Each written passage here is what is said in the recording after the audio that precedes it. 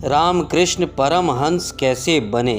एक दिन रामकृष्ण हुगली नदी के तट पर बैठे थे, जब एक महान और दुर्लभ योगी तोतापुरी उसी रास्ते से निकले।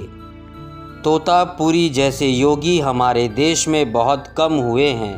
तोतापुरी ने देखा कि इस व्यक्ति में इतनी संभावना और तीव्रता है कि वह परम ज्ञान प्राप्त कर सकते हैं, मगर समस्या ये थी कि वो केवल अपनी भक्ति में डूबे हुए थे।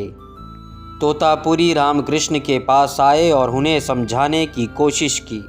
आप क्यों सिर्फ अपनी भक्ति में लीन हैं? आपके अंदर इतनी क्षमता है कि आप चरम को छू सकते हैं। रामकृष्ण ने कहा, मैं सिर्फ काली को चाहता हूँ। वह सिर्फ एक बच्चे की तरह थे जो सिर्फ अपनी माँ को ही चाहता था। उनसे बहस करना सहज और सरल नहीं था।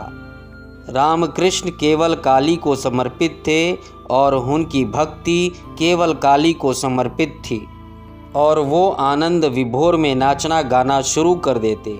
जब वो थोड़े मंद होते और काली से उनका संपर्क टूट जाता तो वह शिशु की तरह रोना शुरू कर देते थे।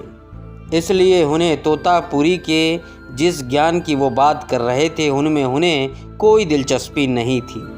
तोतापुरी ने उन्हें समझाने की कोशिश की, मगर वो समझना नहीं चाहते थे, लेकिन साथ ही वह तोतापुरी के समक्ष बैठना चाहते थे क्योंकि उनकी मौजूदगी ही कुछ दिव्य थी।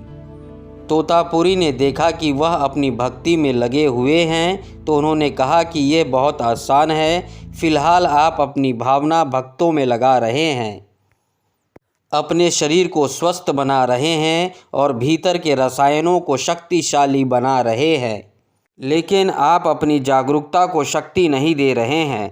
रामकृष्ण मान गए और बोले, ठीक है, मैं अपनी जागरूकता को शक्तिशाली बनाऊंगा और उसी में बैठूंगा। मगर जिस वक्त उन्हें काली के दर्शन होते, वो फिर से प्रेम और परमानंद के बेकाबू स्थिति में पहुंच जाते थे। वह चाहे जितनी बार बैठते, काली को ही देखते। फिर तोतापुरी बोले कि अगली बार जब भी काली दिखे, एक तलवार लेकर उनके टुकड़े करने हैं। तब रामकृष्ण ने कहा कि मुझे तलवार कहाँ से मिलेगी? तोतापुरी ने कहा, वहाँ से जहाँ से आप काली को लाते हैं। अगर आप काली बनाने में समर्थ हैं तो एक तलवार भी बना सकते हैं। आप अगर देवी बना सकते हैं तो उसे काटने के लिए तलवार भी बना सकते हैं, इसलिए तैयार हो जाइए। रामकृष्ण बैठे और जैसे ही काली आई, वो जागरूकता के बारे में तलवार लेना ही भूल गए। तोतापुरी ने कहा कि इस बार जब काली आएगी तो मैं शीशे के टुकड़े से वहाँ पर काटूंगा जहाँ पर आप फंसे हुए हैं। जब मैं उस जगह को काटूंगा तब आप तलवार लेकर काली को काट दीजिएगा।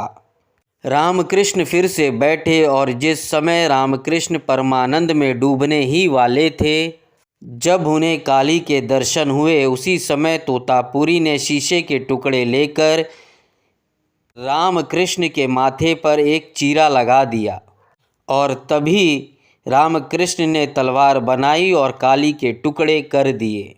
तब वो माँ और माँ से मिलने वाले परमानंद से मुक्त हो गए।